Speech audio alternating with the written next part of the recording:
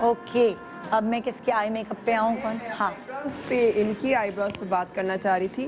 And ان کی جو eyes ہیں ان کی بھی آنکھوں میں اتنا پانی آ رہا ہے. ماں بیٹی کا سیم ماں بیٹی کا سیم پرابلم ہے. اب آئیز جو میک اپ جب میک اپ کے دوران جب آپ کی اتنا واٹرنگ ہو رہی ہوتی نا پھر میک اپ سیٹ ہونا. کیا ہے کیا ٹپس ہیں وہ خواتین جو ظاہر ہے تمہارے پاس بھی الگ الگ عام لوگ آتے ہوں گے میک اپ کرانے اور تمہیں نارملی بھی یہ پرابلم فیس کرنی پڑتی ہوگی. بالکل تو اس کی ٹپس کیا ہیں؟ کیا آنکھوں میں ایسا کریں کہ ان کے پانی نہ آئے؟ ڈرائینس کی نشانی ہے نا آنکھوں میں پانی آنا. نہیں not necessarily. ان کو یہ کہہ رہی ہیں کہ جی تھوڑا سا ان کو میک اپ سے الرجی ہے. نہیں میک اپ سے الرجی نہیں لیکن یہ کہ نزلہ ان کو ہو رہا ہے تو وہ اس وجہ سے ان کی آنکھوں میں پانی آ رہا ہے. ایک اور چیز جو ہوتی ہے وہ یہ ہے کہ جو آپ کی برش ہوتا ہے یا آئی شیڈو ہوتا ہے وہ ظاہر ہے کیونکہ پاؤڈر ہوتا ہے تو وہ پاؤڈر کئی دفعہ آنکھوں میں چلا جاتا ہے. بٹ وہ پاؤڈر جب آنکھوں میں جاتا ہے اور پھر ایک اور غلطی کیا ہوتی ہے کہ جب آپ لائک ان کو جب ہم بولتے ہیں کہ جی آنکھ نیچے کریں آنکھ بند کریں وہ کئی دفعہ ریفلیکس ایکشن یہ ہوتا ہے کہ کھول لیتی ہیں تو وہ برش کئی دفعہ لگ جاتا ہے یا پاؤڈر اندر گر جاتا ہے اس سے پھر واٹرنگ شروع ہو جاتی ہے. تو میں تم سے یہی کہہ رہی ہوں کہ ان خواتین کو تم کیا گائیڈ لائنز دینا چاہو گی؟ کیا کوئی آنکھوں میں ڈراپس ڈال کر آئیں؟ ان کو کوئی گائیڈ لائنز نہیں دے سکتے بیکاز پھر یہ میک اپ آرٹسٹ کا ہی کام ہے کہ اس کو مینیج کرنا. ہاں سنبھال. بالکل ٹھیک ہے. تم ان کی آئی میک اپ کس طرح کا کرو گی کہ یہ ان کی آنکھیں تھوڑی سی ڈروپی نہ لگیں تھوڑی کھلی کھلی لگیں؟ سو لفٹڈ ان کی آئی براؤز جو ہیں وہ بالکل ہلکی تھی. مطلب کہ یہ تو میں نے ابھی ڈرا کی ہیں اور ابھی میں آئی براؤز کو کر رہی ہوں لیکن یہ کہ ان کی آئی براؤز بہت زیادہ ہلکی تھیں اور ان کو جو ہے وہ میں نے ابھی ان کی آئی براؤز تھوڑی سی لفٹ میں نے کی ہیں. اچھا تاکہ یہ کہ تھوڑی سی جو ہے وہ ڈیفائنڈ آئی براؤز لگے. کیونکہ ان کی جیسے اس ایج میں اڑ جاتی ہے نا بالکل لائٹ ہو جاتی ہیں بالکل. اور میں نے جو ہے وہ تھوڑا سا ان کی آرچ بھی تھوڑی سی میں نے بنائی ہے. یہاں میں دیکھیں ناظرین کو دکھانا چاہتی ہوں کہ یہ آئی برو کا بھی ایک حد رکھی ہے نادیہ نے. اتنی اوور ڈارک نہیں کی ورنہ اس ایج کی خواتین بہت ڈارک کر دیتی ہیں. بالکل بلیک ہوتی ہیں ان کی پینسل لگا کے اتنی ڈارک کر لیتی ہیں کیونکہ ان کی آئی برو اڑی ہوئی ہوتی ہے. جیسے لائک میری چاچی ہیں ان کی آئی برو نہیں ہے تو ہمیشہ ایک پینسل لگا کے آ جاتی ہے پتلی سی.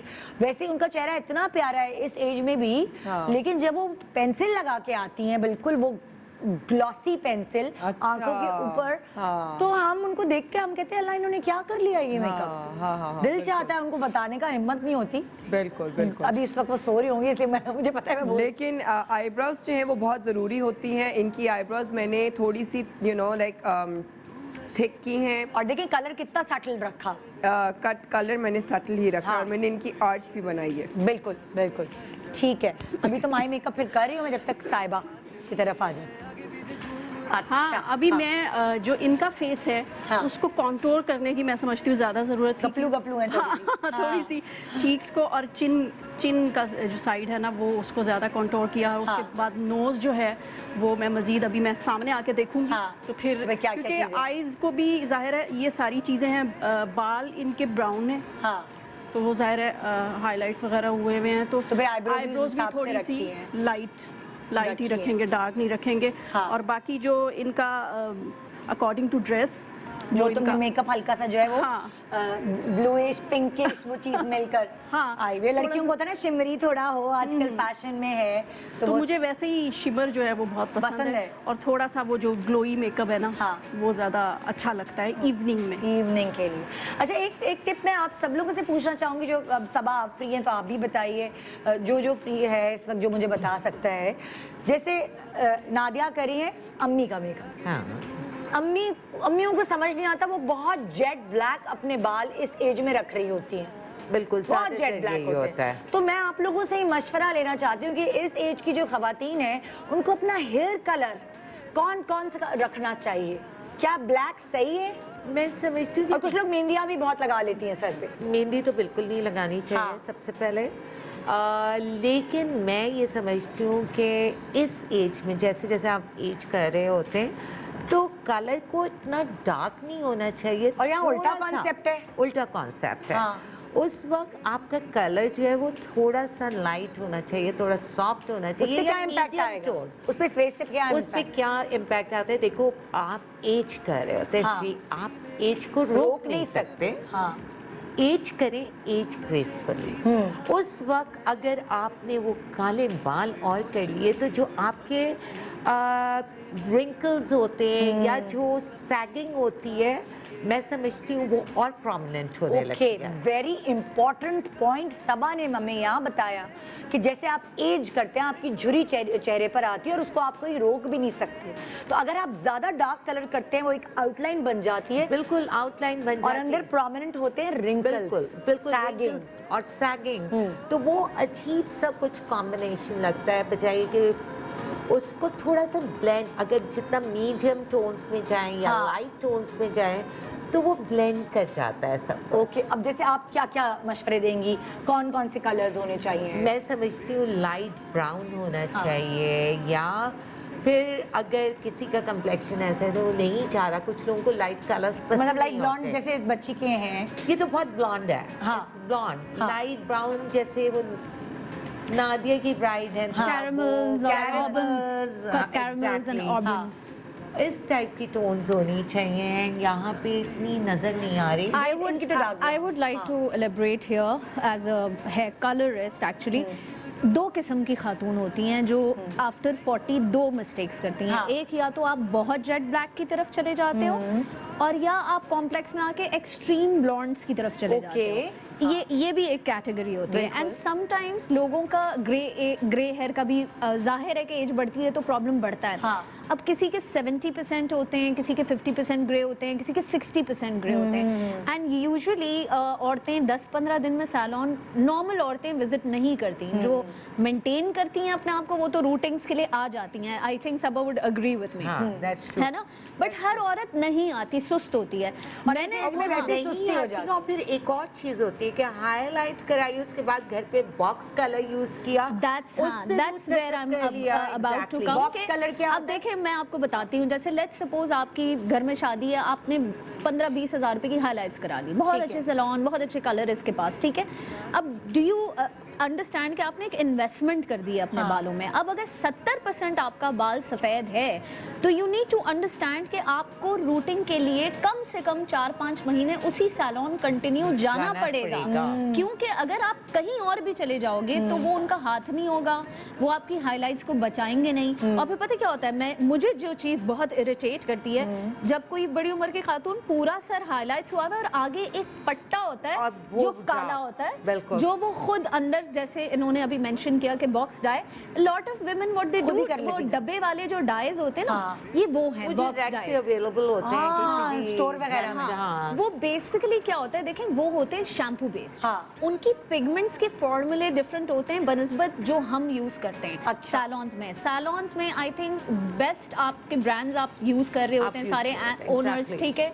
और दूसरी चीज़ ये कि I have worked for all the brands, colour brands as an educator, so I know कि जो बॉक्स डाइज है ना, उनके फॉर्मुलेशन में मेटालिक डाइज होते हैं। बॉक्स डाइज है भाई, टेक्निकल बातें करो वो नहीं समझ आएंगी, वो नहीं आएंगी। लेकिन देखिए मेटालिक डाई होता है डार्क, और वो इतना स्ट्रांग उसके अंदर ऑरेंज पिगमेंट होता है, तो वो जो है ना वो फिर सैलून वापस आके निकालना मुश्किल हो जाता है। सो आई फील यहाँ मैं एक और आम पब्लिक की वाली बात जो मैं आप लोगों से डिस्कस करना चाहूंगी, जैसे अक्सर जो एक सर्टेन एज की खवातीन है वो काले बाल इसलिए करा लेती है, उनको लगता है कि देर से उतरेगा, तो हम सुस्ती हो रही है, कौन बार बार जाए। काला करें, ब्राउन करें, उतरना जो है ना, एक तो ये कॉन्सेप्ट भी होता है हमारे यहाँ लोगों का जनरली कि वो मैं वुजू करती हूँ तो बार बार धोती हूँ, ऐसा नहीं है, ऐसा कुछ नहीं है। कलर उससे नहीं उतरता। आपके जब ग्रो करता है आपका, तो वो ग्रो करके आगे बढ़ता है। And let me give you a very inside tip कि आपका जो नॉर्मल बाल काला बढ़ता है ना, उससे एक्चुअली थोड़ी सी ज्यादा ग्रोथ सफेद की नेचुरली होती है। अच्छा, तो हमें लगता है कि ये काला क्यों नहीं बढ़ रहा, लेकिन सफेद जल्दी बढ़ता है, इसने डाई सही नहीं किया या एप्लीकेशन सही नहीं हुई सैलून पे।